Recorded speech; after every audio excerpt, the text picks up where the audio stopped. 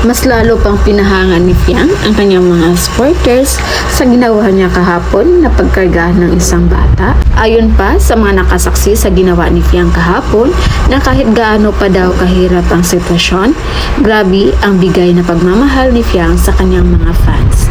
Siya lang daw yung ganyan, yung ramdam mo na marunong mag-payback sa ginawa mong suporta sa kanya. Kahit gaano ito kasikat, never say no pagdating sa mga fans. Walang ka-arty-arty. And sobra pa itong maka-appreciate kahit na napakasimpleng gift lang ang ibigay mo sa kanya.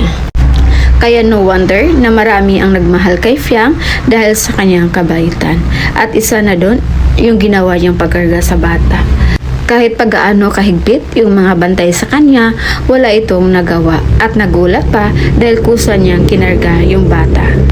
Kaya hindi din natin masisi na ala princess treatment yung ginawa ni JM kay Fiang dahil nakita niya pala kung ano yung totoong pagkatao ni Fiang. So yun muna yung pa-update natin guys, and again this is Vanel's TV. Thank you for watching.